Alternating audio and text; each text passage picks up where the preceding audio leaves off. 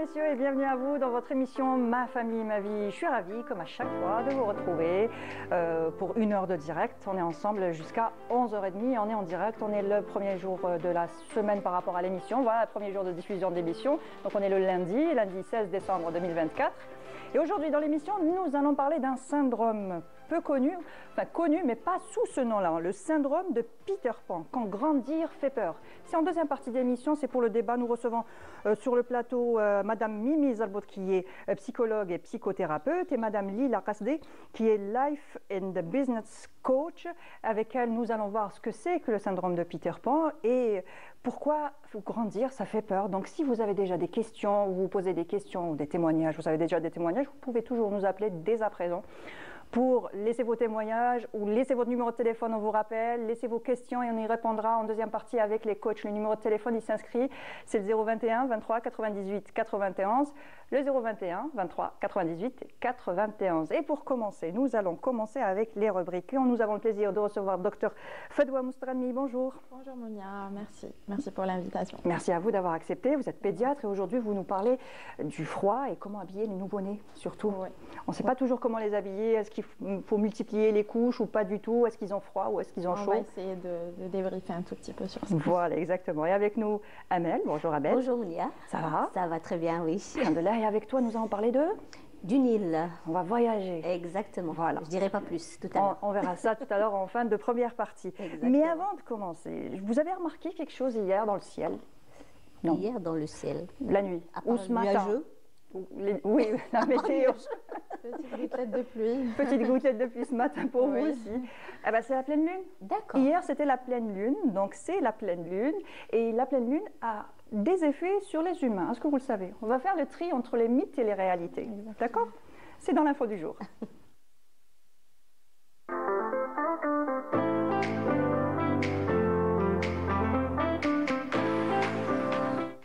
Alors, il y a l'histoire, voilà. Pendant le jingle, tu nous disais loup-garou. Loup-garou. Loup-garou, insomnie, saute d'humeur. Alors, la pleine lune a toujours alimenté des légendes, plusieurs légendes. Mais qu'en est-il vraiment? On va essayer de démêler le vrai du faux. Et on va commencer avec une première information. Déjà, est-ce que vous avez bien dormi hier? Oui, très bien. Oui. Voilà, comme personnellement, ça va, ouais. Comme d'habitude. Ça n'a pas changé. Bah, tant mieux. Alors, il y a une étude qui a été faite en 2013, il y a 2013, voilà, et une autre étude qui a été faite un peu plus récemment sur le sommeil pendant la pleine lune, quand c'est bientôt la pleine lune, et 4 jours avant la pleine lune, et le jour de la pleine lune, et 4 jours après la pleine lune. Alors, cette étude dit que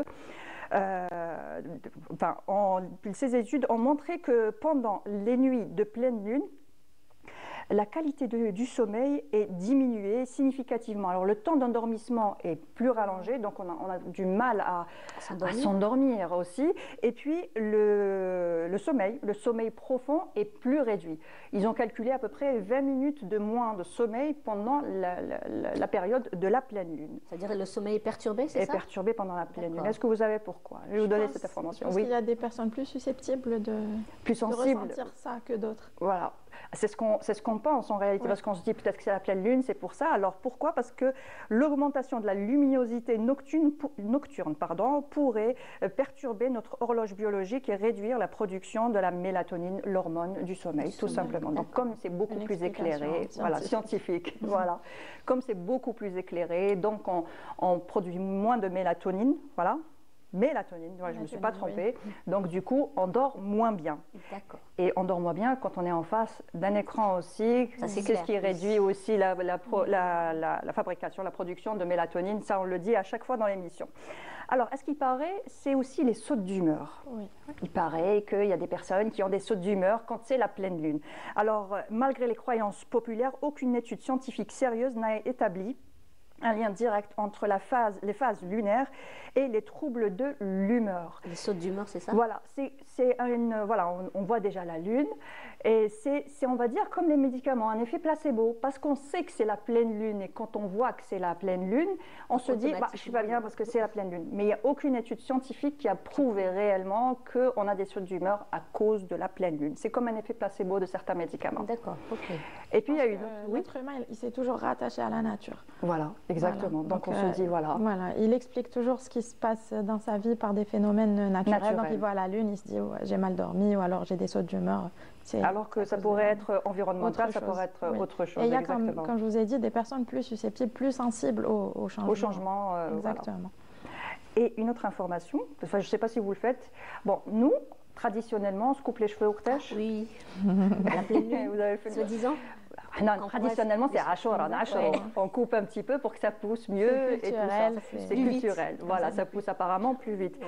Eh ben, il y a des personnes qui disent couper ses cheveux sous la lumière de la pleine lune ferait pousser les cheveux plus fournis, plus beaux, plus brillants.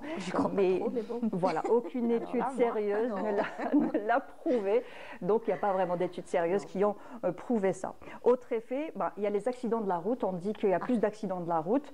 Certaines études ont suggéré une légère augmentation du nombre d'accidents de la route les nuits de pleine lune, mais les résultats sont controversés. Et d'autres facteurs rentrent en jeu, la météo, les conditions, la circulation, il y a beaucoup de choses qui rentrent en jeu, ce n'est pas que la pleine lune, voilà. Et puis il y a un truc qui a été prouvé, c'est clair, c'est le comportement animal. Oui, en revanche, de nombreux animaux voient leur comportement modifié par rapport au cycle lunaire. Les loups-garous, les loups-garous n'existaient pas, mais les animaux ressentent mieux, voilà, les effets de la pleine lune. Et c'était ça aujourd'hui, la rubrique l'info du jour. Donc si vous dormez mal ce soir, ça s'explique alors. Voilà, c'est parce qu'il y a une pleine lune. J'espère que je ne vous ai pas mis l'idée en tête, parce que maintenant que vous l'avez en tête, le psychique, il est très important. Exactement. Et nous allons passer à autre chose maintenant. Nous allons passer au froid.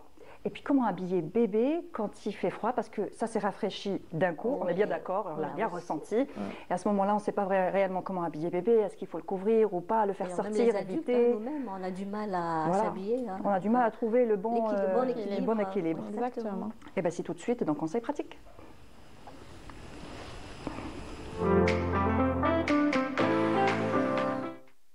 Alors docteur, quelle est la règle d'or, quelle est la règle la plus importante à retenir lorsqu'on habille un nouveau-né par temps froid?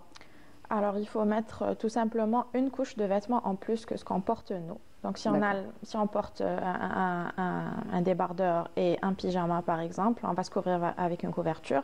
Donc on va mettre à l'enfant un body manche longue, un pyjama et une gigoteuse. Bien sûr, je rappelle qu'il ne faut pas mettre de couverture aux enfants. Les nouveau-nés, bien sûr. Les nouveau-nés et même les nourrissons jusqu'à 1 an, il est recommandé de mettre des gigoteuses. Donc c'est comme des petits sacs, on met le bébé dedans pour éviter le risque d'étouffement et pour être sûr que les voies respiratoires sont dégagées. Libres. Voilà, sont dégagés. On les voit toujours, ils mettent de la couverture et en plus ils cachent le visage. Il ne faut plus le faire parce qu'on a le réflexe du bébé, il a le réflexe de mettre les mains, de soulever les mains. Et donc il risque de s'étouffer avec la couverture et il ne peut pas bouger la tête et il ne peut pas se dégager. Exactement. Et même pour la gigoteuse, il faut une gigoteuse à sa taille parce qu'il y a des tailles aussi de gigoteuses. Il peut se retrouver à l'intérieur. Une bonne gigoteuse à sa taille avec une bonne matière, qu'elle ne soit pas trop épaisse par rapport à la saison ou trop légère par rapport à la saison. Voilà, et tout le temps vérifier la température du bébé, justement pour être sûr qu'il n'a pas trop chaud dans sa gigoteuse ou pas trop froid. Très bien. Et les matériaux, vous parliez des matériaux, donc est-ce qu'on met du coton, est-ce qu'on peut mettre de la laine à un bébé? Parce que déjà pour les adultes, moi personnellement la laine, ça me pique. Oui, donc, vous savez pourquoi? Pourquoi? Il y a de la lanoline dans la laine. L'anoline. C'est le composant qui fait qu'on ressente cette sensation de démangeaison, de grattage et tout. Donc on peut mettre de la laine à bébé. Il faut privilégier le coton, bien sûr.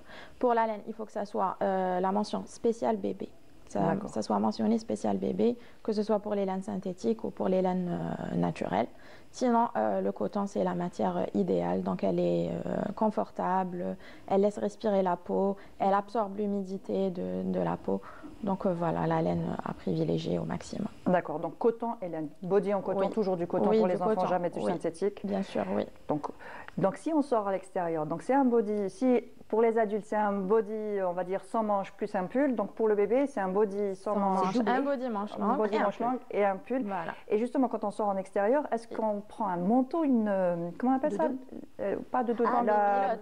Combi-pilote, voilà. La chouchoute des mamans. Voilà, c'est facile.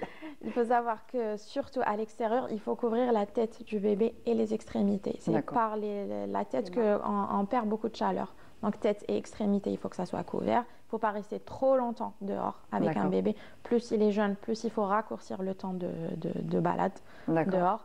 Il faut privilégier les journées ensoleillées, bien sûr, pas quand il pleut. Les horaires, donc entre 11h et 15h, quand il fait bon. Oui, il fait bon. Oui, voilà. Pour la combi-pilote, c'est ça. Oui, la combi-pilote. Il faut privilégier les couches de vêtements. Donc, il faut rajouter des couches de vêtements. La combi-pilote, par exemple, quand il neige ou quand il pleut. Voilà, sinon, la chancelière de la poussette ou bien un nid d'ange, c'est plus pratique à enlever, à remettre quand il fait chaud.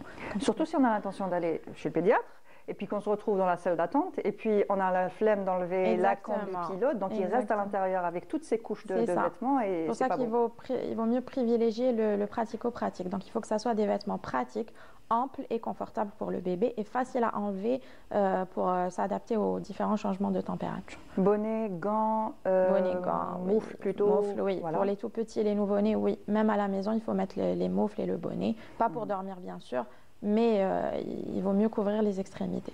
Alors, quels sont les signes qui indiquent qu'un bébé est en surchauffe? Donc, en fait, il faut regarder la nuque. Il faut mettre la main au niveau de la nuque du bébé. Si elle est moite, s'il y a de la transpiration, donc il a chaud. D'accord. Donc, c'est la nuque qu'il faut vérifier. Et quels sont les risques par rapport justement à une surchauffe? S'il a trop chaud, il peut avoir des risques par rapport... Il faut savoir qu'un nouveau-né ou un petit poids de naissance, un prématuré, il ne régule pas encore très bien sa température. Il ne transpire pas comme nous. Donc, il ne va pas perdre la chaleur qu'il a accumulée. Par exemple, si on le met dans une pièce réchauffée, sans mal aéré, il va faire de la fièvre directement. D'accord. Donc, un tout petit qui fait de la fièvre, premier réflexe à faire, déshabiller et reprendre la température une demi-heure, 1 heure après. S'il fait vraiment de la fièvre, il faut voir le médecin. Sinon, c'est-à-dire ça peut être dû qu'au changement de température de la pièce. Et justement, la pièce, à quelle température? Quelle est la température idéale de la pièce dans laquelle il joue ou il dort? Entre 18 et 20 degrés pour dormir. Voilà. D'accord, 18 degrés, c'est un petit peu... Enfin, on a tendance à croire qu'un nouveau-né, il faut surchauffer la maison parce qu'il risque d'avoir froid. Il ne faut pas oublier qu'il est couvert, qu'il est dans sa gigoteuse. Donc, voilà. Et il faut toujours contrôler. Au moindre doute, il faut contrôler le bébé, son comportement. Il faut savoir qu'un bébé qui a froid ou qui a chaud, il va pleurer. Voilà, il ne va pas être bien, il ne va pas bien dormir, il ne va pas bien téter. Donc, on peut toujours réajuster au fur et à mesure. Donc, la température de la chambre, c'est 18 degrés et pas plus. 18 à 20. 18 à 20. 10, 20. D'accord, très bien. Donc, mais en été, bon, ça va, on aère. Oui, il faut que ça soit aéré, justement, la chambre. C'est vrai qu'en hiver, il y a des mamans qui n'aèrent pas. Oui, on a peur. Elles ont peur des courants d'air. Il faut aérer et ensoleiller au maximum pour éliminer les acariens, pour changer l'air. Et renouveler l'air aussi. Exactement, c'est très, très important. Et comme il fait froid, on a tendance à se dire, j'ai pas très envie de faire sortir le petit parce que là, j'ai l'impression qu'il va attraper froid rapidement. On peut sortir avec un enfant, même s'il fait froid. S'il est bien couvert, si on reste pas trop longtemps dehors et que les conditions de météo s'y prêtent, on peut sortir au contraire, ça fait du bien. Quand il fait froid, on peut très bien sortir avec bébé. Bien couvert. Un temps réduit. Voilà, exactement. 1 heure maximum, au grand maximum. Et puis, il y a aussi dans la tradition, oui, on le sait, ça, c'est dans la tradition aussi. C'est pas scientifique, mais c'est dans la tradition. Exactement. Ils n'ont pas forcément tort non plus. Bah, moi, je ne fais pas sortir mes enfants le maghreb. Quand on est invité et puis il faut rentrer, il faut rentrer avant le maghreb parce que bébé, il ne faut pas qu'il soit à l'extérieur. Dans la religion, je pense qu'il y a quelque chose dans la religion. Et puis il fait plus humide le soir. Oui, il fait plus froid, plus humide, bien sûr. Et justement, quand il neige, bon, il risque d'avoir de la neige, oui. Il y a déjà de la neige sur les hauteurs. On espère. Et puis, on adore partir, justement, dès qu'il y a quelques petits flocons, on aime bien sortir avec les enfants. Et quand il y en a plusieurs, et puis le plus jeune, on va le prendre dans ses bras. Est-ce qu'on peut sortir Shreya ou la Tigjda avec un nouveau-né? Et combien de temps on peut rester en extérieur? Un nouveau-né, je n'irai pas jusqu'à dire sortir avec un nouveau-né. Un nourrisson, oui. Au-delà de 2-3 mois, on peut le sortir. Pas trop longtemps, bien sûr, dans 10 minutes, 20 minutes. Bien habillé, superposer les couches de vêtements, des vêtements imperméables surtout, parce qu'il ne faut pas oublier que la neige, ça mouille. Ah oui, c'est pas le même froid quand exactement. on est en ville. Et ils s'assoient sur la neige et ils ont tendance à rester longtemps assis sur la neige et que ça mouille. Donc très important que ça soit imperméable. D'accord. Avec une protection solaire. Parce qu'il y a le soleil Avec la réverbération sur la neige blanche. Exactement. Oui. Donc la peau elle est très sensible, la peau des bébés. Donc il faut protéger avec des lunettes de soleil et un écran total SFP50, bien sûr. Donc si on est en sortie, bon, il y a la route, c'est loin et tout ça, donc on reste dans le véhicule, on sort un petit peu avec l'enfant et après on revient vers le véhicule. On déshabille, bien sûr. C'est pour ça qu'il est intéressant de superposer les couches de vêtements pour après pouvoir adapter, c'est-à-dire enlever quand on est en voiture et remettre quand il sort dehors, bien sûr. Très bien. Voilà. Et justement, quels sont les signes? On a vu les signes de chaud, les signes de froid quand le bébé a réellement froid, mais comment on le voit? Bon, il peut trembler un petit peu, mais avant d'arriver au tremblement, il y a des signes? Les bébés, ils ne tremblent pas comme nous. Oui. Ils ne bougent pas pour se réchauffer comme nous. Donc, c'est à la maman et aux parents de rester vigilants par rapport à ça. C'est toujours les extrémités et la nuque. Donc, il faut vérifier. Et c'est un bébé qui pleure, qui n'est pas bien, un bébé qui a froid. Donc si on trouve par exemple le petit nez il va se refroidir systématiquement si on le sort dehors. Mais voilà, la nuque, vraiment toutes les extrémités qui sont froides, un bébé qui n'est pas bien, donc ça se ressent et ça se voit. D'accord. Ouais. Et justement, quels soins particuliers faut-il apporter aux bébés prématurés en hiver? Est-ce qu'il faut plus les couver, plus les garder à l'intérieur? Oui, les prématurés, les petits poids de naissance, les nouveau-nés qui ont un poids inférieur à 2,5 kg, il faut porter une attention particulière à cette population de nourrissons parce qu'ils ont tendance à... On dit la morbidité et la mortalité, elle est plus importante s'ils font une hypothermie, donc des températures inférieures à 36,5 ou la moins. Donc il faut vraiment les réchauffer et les contrôler surtout. Voilà. D'accord, très bien. Et puis je voulais revenir avec la dernière question par rapport à l'allaitement. C'est une information que j'ai trouvée récemment et je vais vous la poser parce que vous êtes spécialiste et formé en allaitement. Donc l'allaitement peut-il aider à réguler la température corporelle d'un bébé? Alors dans l'allaitement, il y a le pot à pot. Oui. Il y a la maman qui porte son enfant, il est contre elle, il est en train de téter. Il faut savoir que les seins réchauffent le bébé. Donc si la température du bébé elle est inférieure à 36,5, il y a la température de la peau de la maman qui va augmenter de façon à réchauffer le bébé qui est en train de téter. Il a été prouvé que même des jumeaux qui sont en train de téter, la température de la peau de la maman, elle s'adapte à la température de chaque bébé. Donc si une maman de jumeaux qui a un jumeau par ici et un jumeau par là, on peut avoir deux températures différentes parce que les deux enfants ont une température différente. Et ils sont réchauffés de manière différente. C'est régularisé, la température elle est régularisée. C'est-à-dire quand il est en pot à pot avec la maman, il va sûrement ne pas faire ni d'hypothermie ni d'hyperthermie. Il sera bien. Même si c'est deux enfants différents, de deux côtés différents. C'est des études, c'est scientifique. Un dernier conseil pour les mamans aujourd'hui qui ont un petit peu peur que leurs enfants attrapent froid? Il ne faut pas trop paniquer, il faut surveiller l'enfant. C'est-à-dire il faut pas...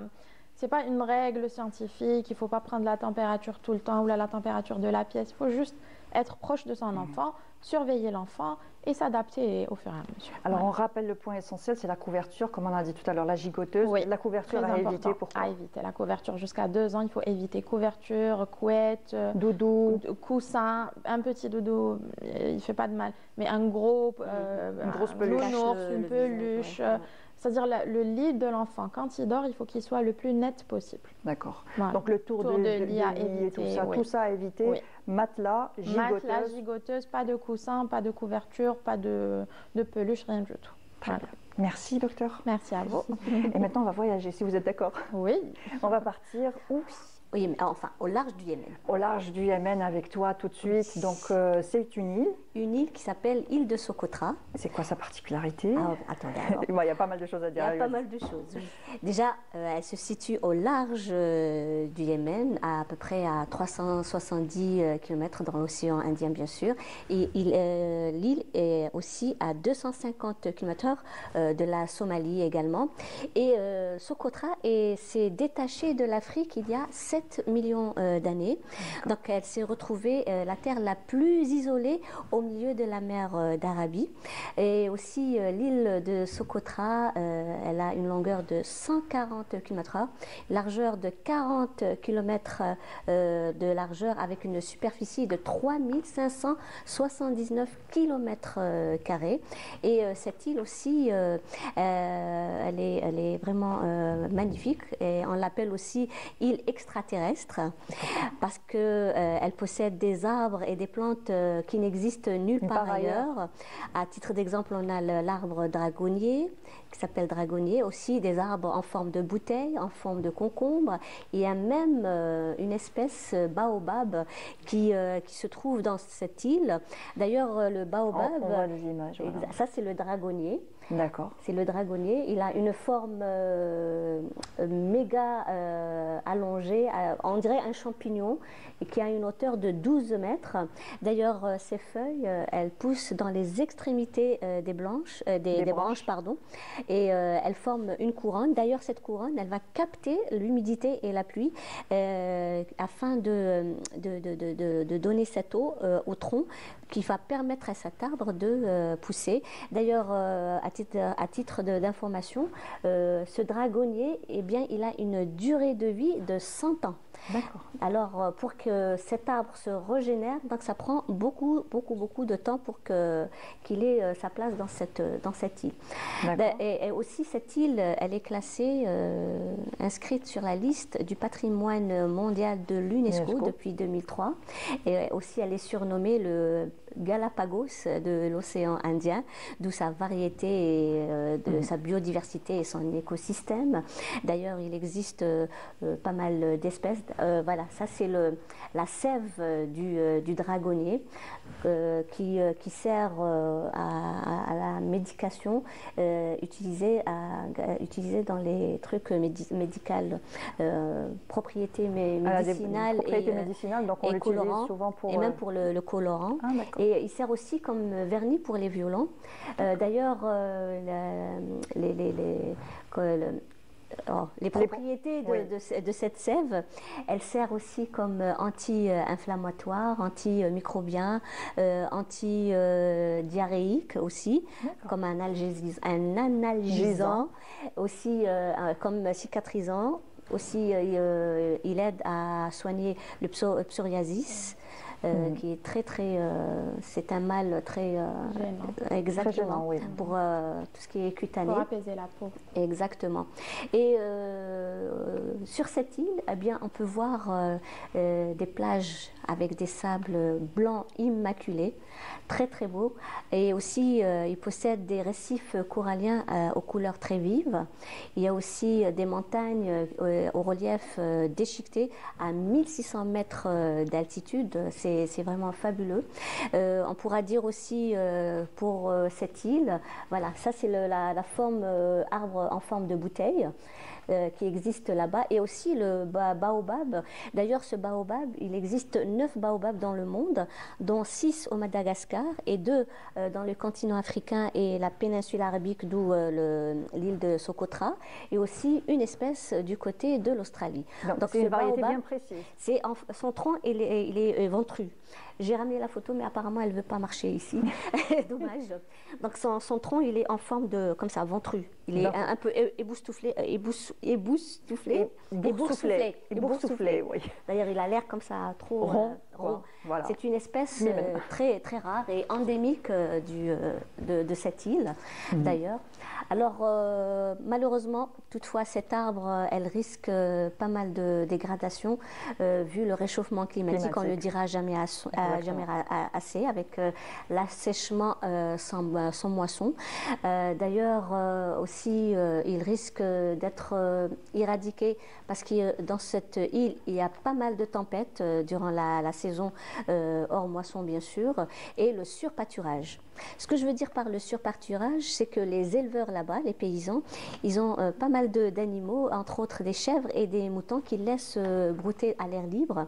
Et ces chèvres, eh bien, elles vont brouter les pousses et même les nouveaux pousses, les plus tendres. Voilà, et les racines. Et là, malheureusement, l'arbre risque de ne pas se régénérer. Et comme je l'ai dit tout à l'heure, c'est un arbre centenaire. Donc, pour que l'arbre arrive à l'âge adulte, donc, il faut attendre 100 ans.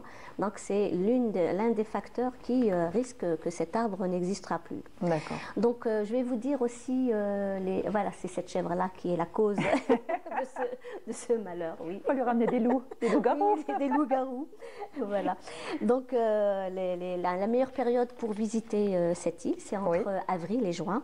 D'accord. Là, il n'y a pas beaucoup de pluie. Par contre, les saisons qu'il ne faut pas y aller, là où il y a des pluies torrentielles, c'est entre mars et mai. Et quand c'est entre mai et septembre, là, il y a des vents violents qui peuvent arriver jusqu'à 100 km/h. Et là, vous ne pourrez rien visiter parce qu'il risque d'y avoir des tempêtes. Donc, ce n'est pas l'idéal. Il y a aussi une autre saison qui est l'idéal aussi, c'est début mai. Là, elle apporte des pluies qui font du bien-être vers cette île et la végétation va renaître. Donc, c'est l'idéal pour la moisson. Donc, en général, cette île a un climat sec et chaud.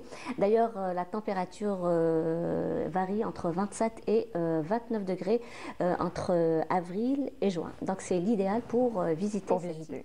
Ah bah, voilà. Très bien. Merci pour ce voyage. D'ailleurs, je remercie Felida pour m'avoir donné ce thème. À chaque fois, je découvre des endroits et tu nous fais justement. Ah oui, fabuleux. C'est fabuleux. Et tu nous fais découvrir aussi des endroits. C'est un autre coup de cœur d'ailleurs. Ah bah super. Merci Amel. Merci à vous. On te retrouve la semaine prochaine, lundi prochain, pour une autre évasion. Inch'Allah. Notre escale. Inch'Allah. Et merci aussi Dr Fedwa Moustrami. Vous êtes pédiatre, spécialiste en allaitement. Merci pour tous les conseils du jour. Merci à vous pour l'invitation. C'est un plaisir. Et tout de suite, nous passons à la deuxième partie de l'émission pour parler du syndrome de Peter Pan. Le thème exact, je vous le rappelle, et je vous donne aussi le numéro de téléphone. Donc, le syndrome de Peter Pan, quand grandir fait peur. Sur le plateau, nous allons recevoir dans quelques minutes Madame Mimi Zalbot, qui est psychologue et psychothérapeute, et Madame Lila Qasdi, Life and Business Coach. Donc, avec elle, on va parler de ce syndrome-là. Donc, vous pouvez d'ores et déjà nous appeler, poser vos questions si vous voulez témoigner, ou laisser tout simplement votre numéro de téléphone et puis on vous rappellera. Le numéro s'affiche, le 021 23 98 91, 021 23 98 91, et on se retrouve tout de suite après ça.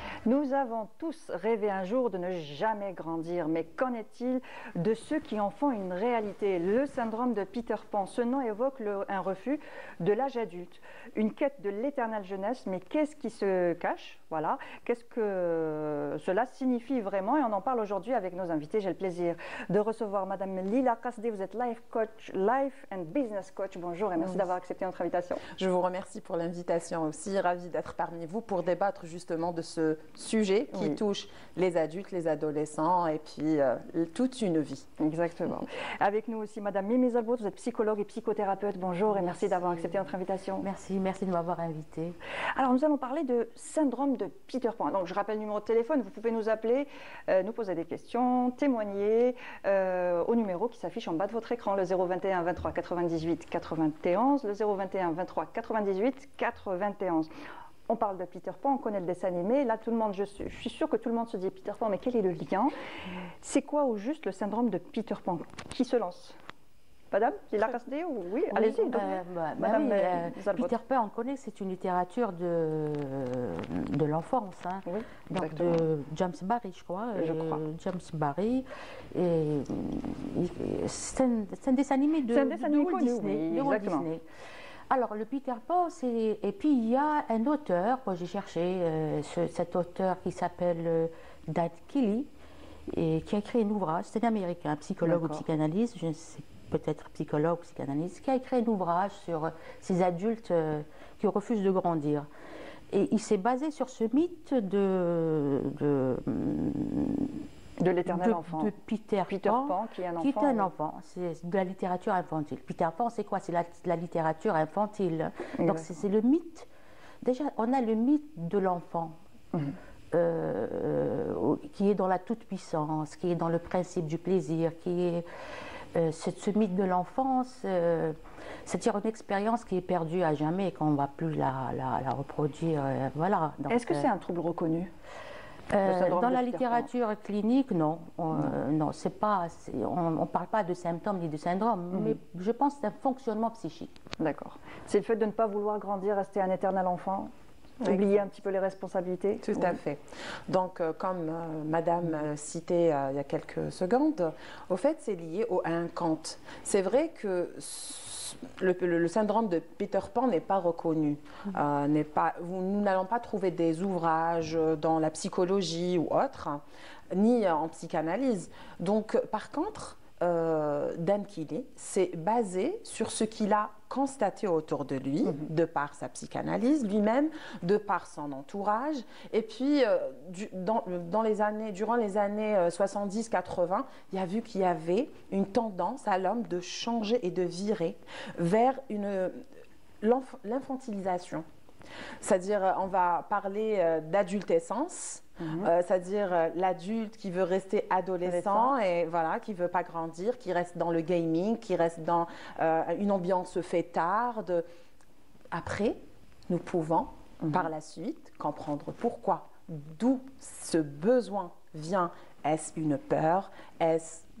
Mais ça ne veut pas forcément dire qu'un adulte qui joue aux jeux vidéo, qui regarde des dessins animés, est resté dans son délire de petit enfant. Je suis d'accord avec vous. C'est-à-dire, personnellement, je regarde Tom et Jerry. J'adore Tom et Jerry.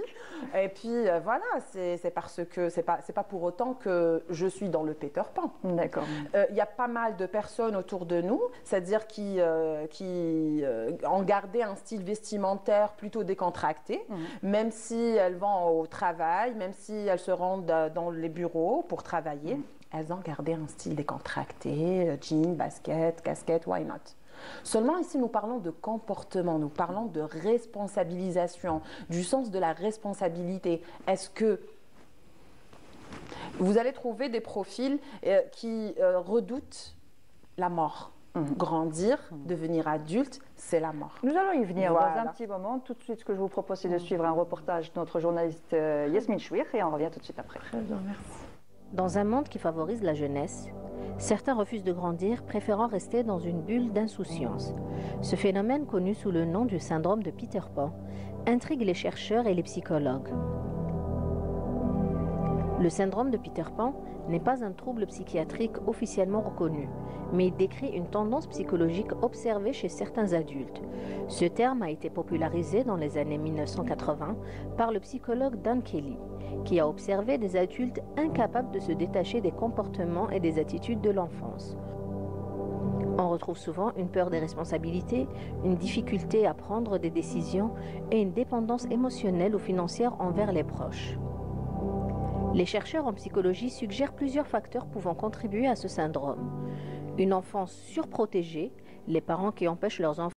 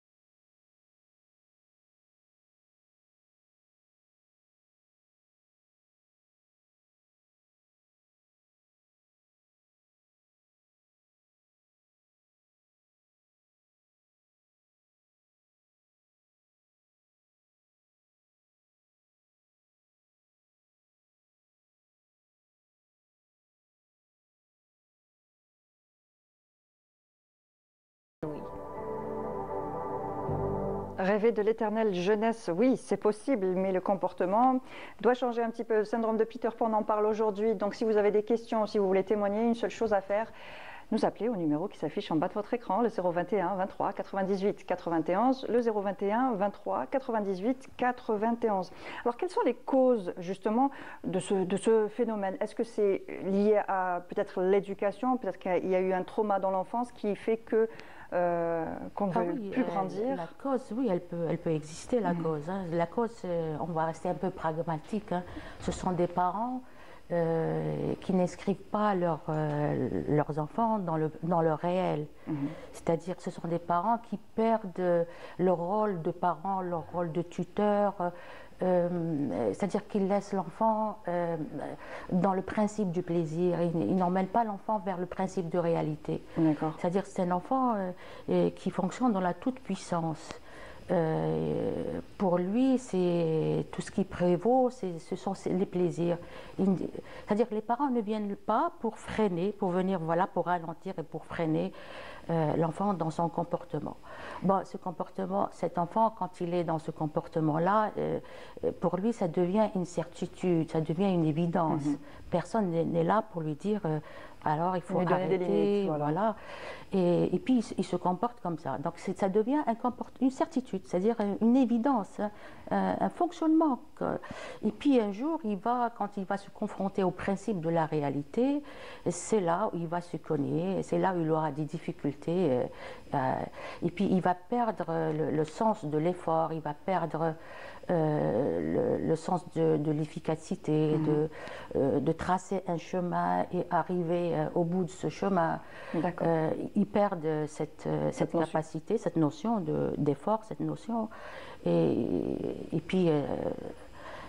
ils vont rencontrer des difficultés. D'accord. Un jour, ce n'est pas facile ni pour lui ni pour son entourage, que ce soit les collègues ou un époux, une épouse ou autre. C'est pas aussi le fait de ne pas responsabiliser ses enfants le plus tôt possible, être toujours là au moindre petit bobo, au moindre petite chose. Oui, je suis là, t'inquiète pas. Non, c'est pas à toi de le faire. Je t'aide pour ça et je t'aide pour ça. Donc, on responsabilise à aucun moment l'enfant et du coup, c'est plus un enfant assisté. C'est ça, c'est plus un enfant assisté. Et puis, nous ne lui offrons pas son espace. Nous ne lui apprenons pas à gérer son espace et qu'il peut avoir ses propres actions, qu'il est acteur au lieu d'être spectateur. C'est-à-dire, au lieu que de subir uniquement, lui-même, il peut être acteur et producteur, produire. C'est-à-dire, avoir une valeur ajoutée au sein de la famille, dans l'environnement le plus restreint possible, à la maison, dans sa chambre, et le féliciter. Quand il fait les choses telles qu'il se doit, c'est bien, je le félicite. Quand il les fait peut-être moins bien qu'il n'était censé le faire, on lui explique. Je le remercie déjà pour l'effort déjà fourni, d'une part. Il a joué le jeu, il a fait ce qu'il fallait faire. Et par la suite, je lui explique comment il pourrait faire autrement la prochaine fois. Et j'aurai ancré dans son cerveau qu'il y aura une prochaine fois et que je compte sur lui et que lui-même, il est déjà... il se projette dans le fait qu'il est acteur et non pas, il reçoit uniquement. Là, ça renforce la confiance en soi. Exactement, la confiance en soi. Et de la confiance en soi vient par la suite, petit à petit, à petite dose, à son échelle, la responsabilité. Je suis responsable. Et ça lui permet de devenir acteur. Et puis, petit à petit, il va lui-même influencer son environnement par la suite. Et le fait qu'il agisse ainsi spontanément, pour lui, c'est quelque chose de spontané d'être ainsi, parce que c'est ce qu'il aurait appris. C'est pour ça que quand il y a des mamans qui me ramènent leurs enfants me disant voilà, je lui avais demandé de lâcher de l'Est, mais là, il a lâché vraiment de l'Est, je crois que j'ai fait une bêtise. Je me rends compte qu'il est nécessaire d'accompagner les parents, d'accompagner les mamans. Et c'est ce que je fais. J'accompagne les mamans. La première étape, c'est de les déculpabiliser. Oui. On n'est pas là justement pour culpabiliser les mamans ou les papas. Voilà, tout à fait. Nous sommes tous, nous n'étions pas dans une autre vie, peut-être des mamans, ou peut-être oui, peut-être non. On apprend sur le tas. C'est ça. Exactement. Même pour surtout les nouvelles, les mamans qui ont fait une première, c'est-à-dire grossesse, et qui te disent, qui nous disent, voilà, je crois que j'ai gaffé, je crois que j'ai fait une erreur. Il était vraiment engagé au départ. Par la suite, c'est moi, fille ou garçon aujourd'hui. Oui, mais justement, j'allais vous poser la question, est-ce que ça touche plus les filles ou les garçons? Parce qu'on a plus l'impression que ça touche surtout les garçons. Les garçons, n'est-ce pas? Au fait, c'est mondial, c'est international dans le sens où on pense que c'est les garçons. Pourquoi? Il y a une tendance, bon, la fille a toujours été un petit peu moins sollicitée que le garçon. C'est les mœurs. On va parler de mœurs. Oui, elle a été réalité. Voilà, donc c'est une réalité. Par contre, aujourd'hui, nous avons plus l'impression, de par les constats, les études, les observations qui ont été faites à l'échelle mondiale et internationale, que ce sont les hommes qui ont une tendance à lâcher prise un petit peu plus qu'il en faut, peut-être. Plus qu'il en faut par rapport à qui? On ne le sait pas encore. Donc, d'une part. Et c'est là où on va ressentir des conflits amoureux, des disputes, des incompréhensions. Et on a cette phrase, je suis ta femme, je ne suis pas ta mère. Exactement ça. Je ne suis pas là pour Exactement. Déjà, avant même d'arriver à ça, avant même d'avoir des enfants, quand ils sont dans un ménage et qu'il y a un souci financier, quand il y a... Bon, avant, c'était peut-être nos aïeux, mais oui, il y a un souci financier, c'était l'homme qui faisait tout. Seulement aujourd'hui, avec les exigences qui ont changé, la femme a plus d'exigences, l'homme aussi. Donc, pour ne pas sortir du sujet et rester dans le Peter Pan, vous allez trouver aussi des femmes qui ont une tendance d'avoir une dépendance affective. Et la dépendance affective aux parents déjà, à un papa en général, la fille c'est au papa en général, donc elle va continuer à demander plus qu'il n'en faut à l'époux.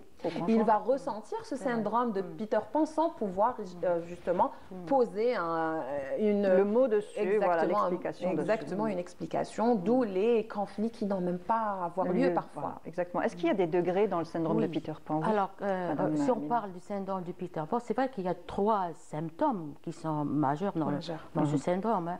On a cette procrastination, c'est que le sujet reporte à plus tard des actes qui doit censé faire. Et puis cette grosse, c'est pas la petite procrastination. Hein. Je suis fatiguée, je vais remettre ça pour le lendemain. C'est vraiment laisser les grosses œuvres à la dernière minute. Qui va ruiner jusqu'à la dernière minute. Qui va ruiner une vie. C'est-à-dire que le sujet, ça le handicape. Et puis il va tout le temps reporter. Et ça devient une structure. Il va se structurer comme ça. Et ça ruine complètement toute une vie. Et puis le sujet c'est-à-dire elle va le rendre comme pétrifié, comme statué. Ça aura un effet sur son estime de soi. Voilà. Même il y a des personnes qui ne se lèvent pas du tout, toute la journée assis dans leur lit. Et il y a même des personnes qui deviennent pathologiques.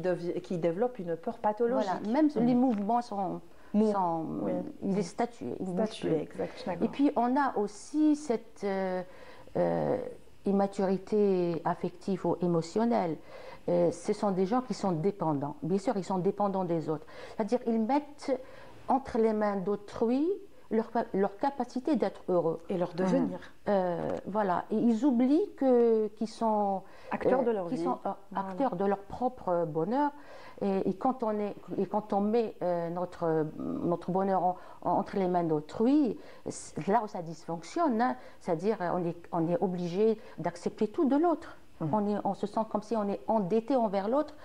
Et puis on est obligé ce sujet sont obligés de tout accepter, même l'inacceptable. Le syndrome de Peter Pan a un effet. Bon, on a dit qu'il y avait un impact sur la vie de couple, la vie maritale, mais ça a aussi un impact sur la vie professionnelle. Une personne qui souffre du syndrome de Peter Pan ne peut pas avoir un poste de responsabilité ou ne peut pas être responsable au travail. C'est compliqué. Alors donc ils ont un autre, c'est-à-dire quand ils sont inscrits dans ce principe du plaisir, comme le syndrome de Peter Pan, un enfant, il n'arrive pas, il est dans la projection du plaisir. C'est-à-dire il change de travail souvent, il change de partenaire souvent. Et ça, ce qui se reflète sur son dans tous les domaines, dans ses amours, etc. Et on se pose la question, pourquoi? Mais parce qu'il y a toujours la recherche du plaisir. Il cherche toujours du plaisir. Parce qu'il est inscrit dans le plaisir dans l'enfance. Il est Peter Pan. Il est dans l'enfance. Donc rien ne lui satisfait toujours. Et quand on est dans cette recherche perpétuelle du plaisir, rien ne se tout devient éphémère. C'est-à-dire rien ne se construit. On a l'impression que vivre le moment présent et puis c'est tout. Tant que j'ai eu mon petit moment de bonheur, demain je travaillerai pour avoir un autre moment de bonheur. C'est surtout la notion de la rapidité. Oui. Je veux tout de suite et maintenant. Oui. Tout de suite. Un enfant gâté. Un enfant. Et un Peter Pan, enfant, c'est un enfant. On est dans ce principe qui redoute l'âge adulte et qui redoute la responsabilité, qui redoute tout ce que le mot adulte entraîne avec lui. Et aussi, on parlait, pour rester toujours dans la même idée, on parlait de joie tout de suite dans le moment. Ça peut aussi avoir un lien avec des troubles alimentaires.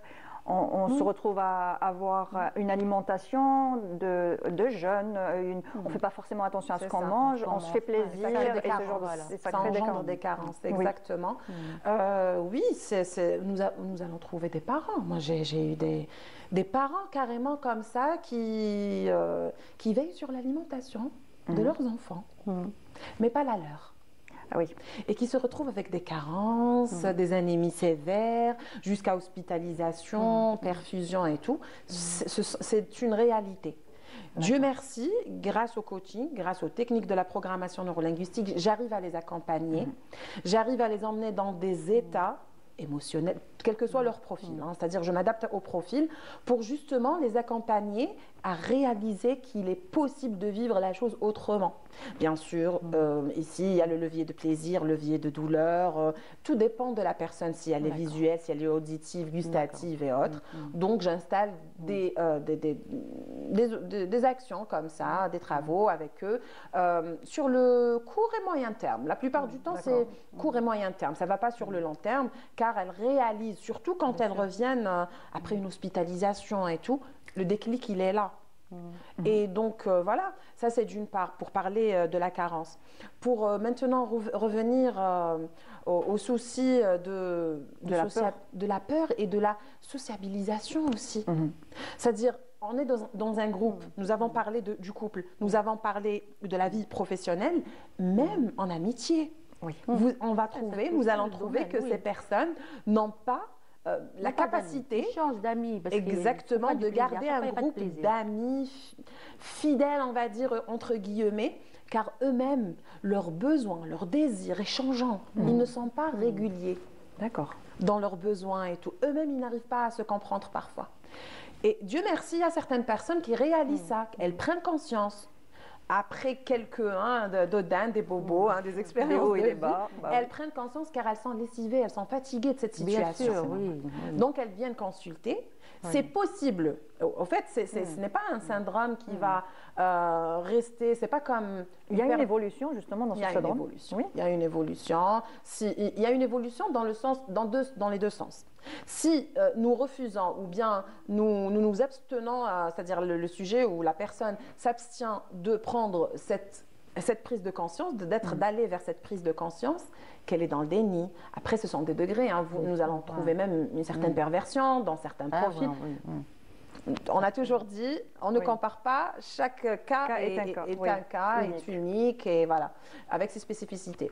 Maintenant, en général, dans l'ensemble, même si j'aime pas généraliser, c'est-à-dire pour parler des nombres de personnes qui se font accompagner en pleine conscience et qui désirent changer, elles arrivent à changer. Elles arrivent à évoluer. En crescendo, encore une fois, seulement, nous allons installer des mécanismes qui leur permettent de repérer les triggers, de repérer ce qui, les moments qui déclenchent, ou bien les actions, les pensées, dans quel environnement ils se retrouvent d'habitude, pour déclencher ce désir d'aller vers soit la procrastination, soit la peur non justifiée, soit justement le désir de, voilà, non-responsabilité, c'est pas moi, je suis dans le fun, je suis pas comme ça, je me prends pas la tête. À chacun son dialogue. D'accord. Voilà. Vous parliez de peur tout à l'heure, la peur de la mort aussi, parce qu'on refuse de devenir adulte, donc on refuse que nos parents vieillissent, parce que quand on pense que nos parents vont vieillir, donc la mort est proche, nous allons vieillir, donc la mort se rapproche, plus on vieillit, plus la mort se rapproche.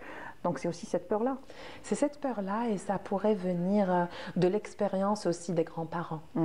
Quand nous avons eu quelqu'un dans la famille qui est très cher à notre cœur, et on a vu vieillir, donc on le garde pour nous, la perception, encore une fois, et l'interprétation. Comment l'enfant interprète ce qu'il a vécu quand on prête pas forcément attention à lui, parce qu'on est occupé, l'adulte est occupé à gérer autre chose. Exactement. Et en même temps, aujourd'hui, alhamdoulilah, il y a les parents. T'as l'environnement. Il aime le parent ou les parents, nous allons trouver la tante, l'oncle, à l'école, la maîtresse qui fait attention. Heureusement, on se développe grâce aux réseaux sociaux, grâce aux différents ouvrages que nous lisons. Nous intéressons. Beaucoup plus informés. Voilà, nous sommes plus informés. Et puis, il y a un lien particulier, c'est vrai, avec les grands-parents et les petits-enfants. Il y a un lien qui est particulier. Les grands-parents revivent ce qu'ils ont vécu avec leur enfant, mais sans les restrictions, sans « va dormir, puni » et tout ça. Idée le rattrapage. Idée le rattrapage, voilà. Donc, il y a ce lien qui se forme entre le petit et puis les grands-parents. Ils sont plus laxistes, les parents. Et il y a cette bienveillance. Mais le départ est difficile du coup pour l'enfant. La bienveillance, elle a ses limites. Donc c'est pour ça que le départ est aussi difficile pour les petits-enfants. Oui. Bon, je parle de ces syndromes. Ces personnes viennent consulter parce qu'en fin de compte, ils sont mal dans leur peau, parce qu'ils se rendent compte qu'ils n'ont rien construit dans leur vie. Et puis après, ils développent quelques symptômes cliniques, des dépressions, Ça peut être même aller dans la toxicomanie. Est-ce qu'on peut s'en rendre compte seul? Est-ce qu'on peut se dire, ah, je crois qu'il y a quelque chose, je crois que je... Suite aux expériences, oui, suite aux différentes... Peut-être à l'âge adulte, oui. Ils sont incapables de dire... enfin, moi, j'ai une expérience, je suis en train de parler par rapport à l'expérience que j'ai vécue avec certains patients. Je n'ai pas lu le Peter Pan, mais à peu près, j'essaie d'adapter ça en fonction de la réalité que je vis, moi. Ce sont des patients qui viennent consulter, en fin de compte, quand il y a un échec dans leur vie. Un échec soit sentimental, soit professionnel, soit autre. Hein. Ils viennent, et puis quand on fouille, on trouve qu'il y a un fonctionnement comme ça, un fonctionnement immature, il y a une immaturité affective que le sujet n'arrive pas. Il y a eu un déséquilibre quelque part. Qui n'est pas adulte, qui n'a pas atteint l'âge de maturité et l'âge... Être adulte, je ne sais pas ce que ça veut dire être adulte. Être adulte, c'est tracer un chemin, c'est-à-dire quand on arrive à un but, on a un désir, et puis arriver à satisfaire ce désir, il y a un chemin à faire.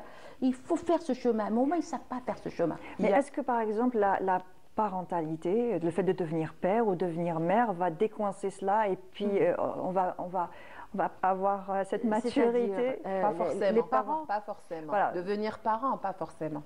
Nous allons trouver... Nous avons parlé il y a quelques minutes des carences. Oui. C'est-à-dire, on va dire que même les parents doivent être inscrits dans le principe de réalité. S'ils ne sont pas inscrits dans cette réalité, ils ne peuvent pas la transmettre. Exact. Ça donne ça donne un dysfonctionnement quelque part. Ouais. Madame a cité au fait le besoin de vivre l'âge adulte et de respecter les principes. Qu'est-ce que c'est qu'être adulte? Seulement, nous allons trouver dans la plupart des foyers, nous allons trouver dans la plupart des fonctionnements des parents, un parent qui demande à son enfant, soit adulte, soit responsable, soit ceci seulement, nous n'accompagnons pas nos enfants à comment faire un par un. Nous leur demandons, c'est comme la fameuse l'utilisation du cerveau. Au fait, on te demande d'apprendre, on te demande d'apprendre de faire du parcourisme, un apprentissage et tout. Mais sans te montrer comment utiliser ton cerveau. Ça, c'est la base. Ça devrait être la base. Je ne sais pas comment utiliser mon cerveau. Justement, on est pratiquement à la fin, il ne reste que quelques minutes. Je voulais poser une question par rapport à l'entourage. Comment l'entourage peut aider? Ce n'est pas en accusant la personne d'être resté un enfant que ça va peut-être décoincer les choses, mais quelles sont les remarques à éviter, par exemple? Je vous remercie pour votre question, parce que c'est pertinent et c'est très sensible ici, dans le sens où, Madame Seréen me dira, c'est-à-dire dans le sens où les parents et l'entourage en général, comme j'ai cité, ça pourrait être la maîtresse, ça pourrait être l'oncle, la tante, dans la fratrie aussi, les plus, au fait, c'est de démontrer qu'il est possible d'être responsable. Je te montre qu'est-ce que c'est que la responsabilité et te faire goûter à la saveur de la responsabilité. S'il est gustatif, Après, s'il est dans d'autres, donc nous avons kinesthésique, à l'auditif, et donc tout dépend de son profil. Nous avons besoin de nous documenter, nous avons besoin de nous informer, et puis l'environnement, Dialna, va nous permettre de réaliser que c'est faisable, puisque l'autre l'a fait, et puis attirer son attention que moi aussi j'avais ton âge, moi aussi j'ai fait ça, seulement dans mon entourage, voilà ce qui a changé. Voilà, donc c'est une petite boîte à outils qui va permettre aux enfants de réaliser que c'est possible. Si d'autres l'ont fait, qui ont été à leur âge, dans leur basket, donc moi aussi je vais pouvoir le faire. Et pour finir, dernier mot ces gens-là, ces personnes qui souffrent de ce syndrome, ils ont besoin d'une psychothérapie, d'un travail thérapeutique. Pour moi, c'est la verbalisation, le fait de réfléchir, de penser.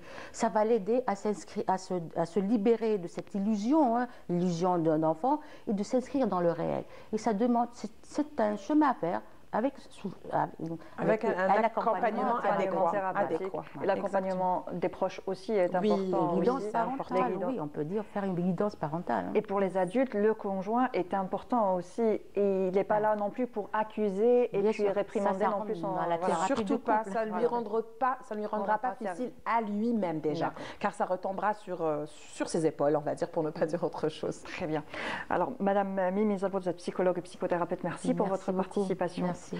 Madame Lila Rasdé, vous êt life and business coach. Merci pour votre participation. Je vous remercie, c'était comme ça. C'était un plaisir. Merci. Donc, on est déjà arrivé à la fin de cette émission. Vous retrouverez demain Marie Moussaïd à partir de 10h30 pour parler des troubles 10. Moi, je vous retrouve mercredi à 10h30 pour parler comportement et décrypter un peu le comportement